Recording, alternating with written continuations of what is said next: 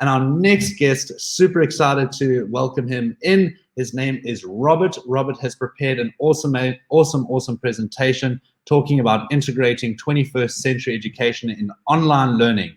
We've all seen how the online learning space has absolutely boomed. So I'm going to welcome in Robert into this call. And Robert, it's all going to be over to you. Cool. Thank you very much. And hello to everybody there in the digital space. I'm really excited to be here today. So I was asked to speak a little bit about how one can integrate 21st century education into online learning. And it seems like quite a technically focused aspect, but it's actually a little bit more than that. It's actually got a lot to do with one's mindset, and also a lot to do with what is it that you actually want to achieve and actually get out of the digital space when one actually teaches. So within that, I think it's important that we ask ourselves 4 questions, which is, what is 21st century education, firstly? Why do we need to integrate it? And also, lastly, how do we start to integrate 21st century education? There was an awesome quote which is on the screen, which is basically 21st century education is about providing students with core competencies or skills they will need to succeed in this new uncertain century, and helping them grow the confidence to practice these skills. I think a lot has to be said for how one approaches it with one's mind. As the previous speaker mentioned, there's a lot to be said about one's mindset and how one actually approaches it. And if you're open to new ideas and opening to be a little bit brave and to try and think new things in the classroom, you can actually get really far, including what I think is probably at the moment, and I'm sure things will be defined, is the 4 most important skills, which is the 4 C's. But I think before we get into that, I think it's important for us to actually slow down and sort of have an understanding as to why we need to integrate 21st century education. Why do we need to integrate these skills such as adaptability and the 4 C's into our online learning? And I think a lot of that has to do with how the world is changing, and changing very fast, and how even within our own lifetime, how different jobs and different qualities have changed. There used to be a saying that a jack of all trades and a master of none.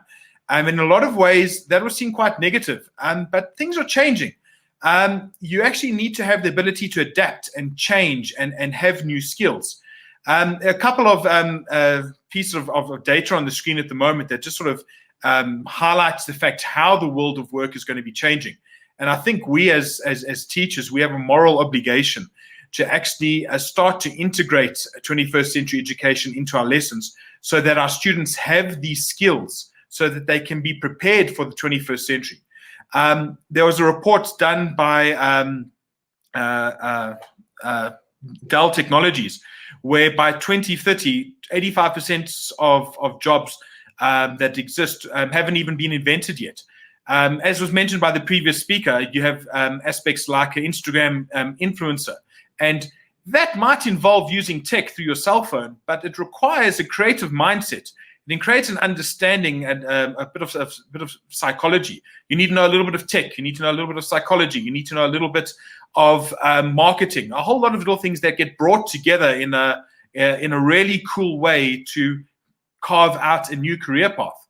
Also, half of current occupations might not exist by 2025, but I think that needs a little bit of revising, in the sense that either they won't exist, or they will completely change, or they'll have drastic changes to it.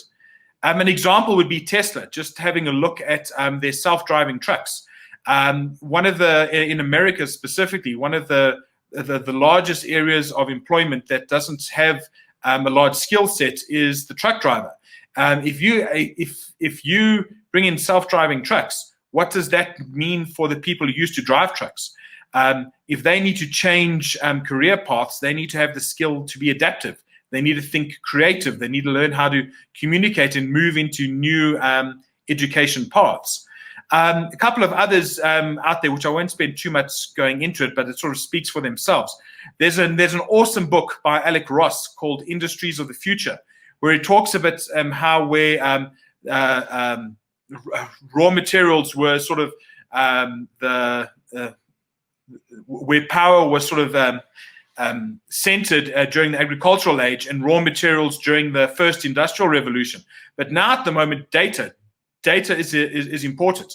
And if you have data, you're able to weather disruptions, you're able to see trends, you're able to adapt and change. And I think if we take all these things into account, as teachers, I think it's important that we start to integrate this 21st century mindset into our education. Yes, technology is important, and they've got some really amazing tools out there that can help us do it. But as educators, we have a moral obligation to actually integrate this thought process into the content that we actually teach each and every single day. Then if we can move on to the next slide, if that's possible. So I'm going to ask to play a short video. It's quite humorous, but it sort of illustrates how the world is changing really, really fast. These are interesting times. A time where cars drive themselves. What could go wrong? Companies are racing, and tech giants, they're rushing to be first. Nice grab. Not everyone seems to be agreeing with the global climate agreement. What could go wrong? Your smart house is controlled by a smart device. What could go wrong? And deliveries, well, they're getting smarter too. What could go wrong? What we set up there is starting to come down here. We're building higher and higher and even higher up. And we're moving further out. It's the age of invention, of artificial intelligence. What could go wrong? When things go wrong, wouldn't you want to be with the insurer that makes it right? I suppose more than any other industry, the insurance industry has to be prepared for a whole lot of changes. I mean, one just looks at the COVID pandemic that we're having at the moment. And if we need to, if the insurance companies and a whole lot of other businesses out there are realizing that we have to innovate and we need to change, I think it speaks volumes about why education has to change and how we need to bring in new mindsets. Yes, we have content. Students have exams that they need to write and pass. But another way that I encourage everybody to read is an awesome book called The 100-Year Life by Lyndon Grayton and Andrew Scott. They're both professors at the London Business School. And it just speaks about how the whole idea of how one's life has changed. You used to have 3 stages of life, which was being a student, being a worker, and then going into retirement. But as people are getting older and older, people need to start to think about how they're going to add value to their lives. And you almost have 5 stages of life that is sort of put across by the authors of the book, and how you can actually have 2 areas of learning and also 2 areas of actual work. And it's important to be able to adapt and change, because just imagine where the world will be in 100 years' time and how things have changed completely. I mean, a small example is I used to be the remote for my parents when they had a TV. Nowadays, you can use your phone and you can Chromecast or Apple TV and change and stream and VPN and broadcast from different countries. So things are changing dramatically.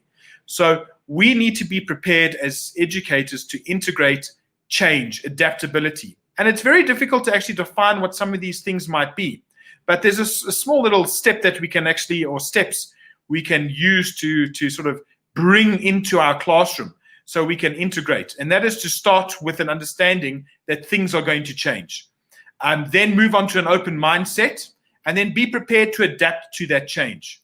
And also, if you're going to change something, remember that it needs to add value. You can't just replace a textbook with a tablet, for instance. How are you going to be teaching the content through that tablet? How are you going to engage the students so that they can see that there's a deeper value added to it? And a lot of this has been referred to as 21st century education, and essentially by promoting skills. Now, these skills can be independent of technology, but when you integrate these skills with technology, then your world is your oyster. We also need to understand that this is always going to be ongoing. Things are going to change. This isn't a destination. This is going to be a journey. But I think the 4 most important skills that we need to start with is what's referred to as the 4 C's. And they've been put across by the Partnership for 21st Century Education. where within your lessons, if you can promote creativity, critical thinking, communication, and collaboration, or if you're able to integrate all 4 of these into your lessons, you are actually doing your students and yourself a service. I think it's important that we need to realize that we as teachers need to actually also get benefits and also make our lessons enjoyable. If we feel like we are delivering something that is relevant, that is important, we will therefore be more invested in our lessons, and that excitement and that energy rubs off into our students as well. So what I challenge all the teachers out there to actually do and to prepare for the 21st century is to think, what does collaboration mean to you, and how can you integrate that into your lessons, whether with technology or not, especially in the online learning environment? How can you get 2 students who are online to actually collaborate and work together?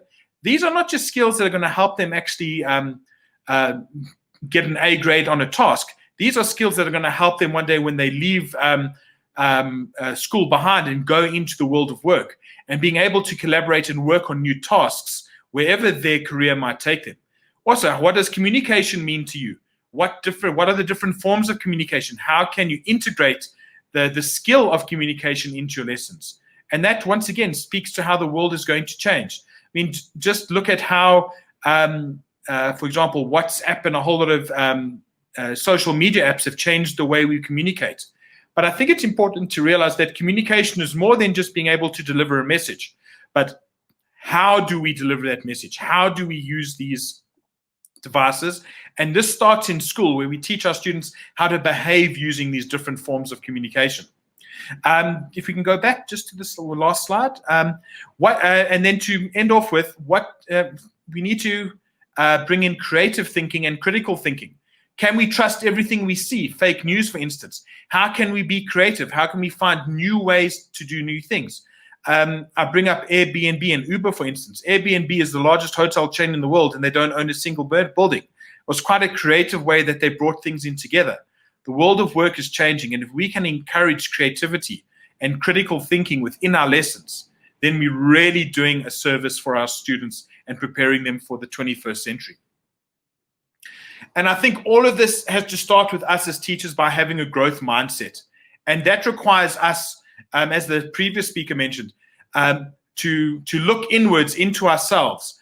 Do we see challenges, or do we see opportunities? Do we like to try new things? That's all aspects of growth mindsets. Or is failure seen as a limit? Is that a fixed mindset? Do we see ourselves as being uncertain to try new things, a little bit scared to fail? If we think back to when we were infants and we're learning to walk, we failed far more before we actually learned to take our first proper step. And I think it's important that we encourage this for both teachers and for our students. It's okay to fail in a safe environment, but it's important to pick oneself up and try again. Try new things, explore, open our mind to new possibilities. These are important things that we need in order to integrate 21st century education into our learning. And I would say, be willing to take a risk. Think about why you want to make a change, and ask yourself, how will it benefit you and your students? I think if you can really, really bring it in that how are you going to benefit as a teacher, that will definitely be passed on to your students. And I think to end off with, and it might be strange to have this slide up here at the moment, but it actually has a lot of meaning, and it was sort of an aha moment for me in my education, in that we need to be authentic. Whatever we do, we need to make sure that it actually meets whatever we believe in. So this, what we're seeing at the moment, is the emblem of the Republic of France. And on it, you have the famous words, liberté, égalité, fraternité. And if any law is going to be passed in France, it has to meet the following criteria. Does it promote brotherhood? Does it promote equality? And does it promote freedom? Liberté, égalité, fraternité. If it doesn't meet these things, then it's not living up to being authentic for what they stand for. So if we're going to change, don't just change for change's sake. Change to be authentic. How are we going to add values? How are we going to add something that is of importance, something that we have ownership, something that we have believe in? And just like the French Revolution, the Fourth Industrial Revolution and the 21st century are going to be revolutions in the way we teach And they are going to be disruptive. And being disruptive means there are going to be changes. And to sort of end off with how we're doing it at my school, which is Jeppe Boys, we have a couple of sayings that sort of define who we are. Turning black and white into gold based on our school colors, creating a future worthy of our past, being a good husband, a good father, a good citizen. And then our school motto, Fortini Hil Difficilius, which translates as, for the brave, nothing is too difficult. So what we try and do at our school by bringing in 21st century education is by trying to bring all these things to be authentic to who we are as a school and what we stand for and what we believe is important, by using the tools of modern technology and bringing it in so that we can create students that are prepared for the 21st century. Any questions? And I hope you found that informative.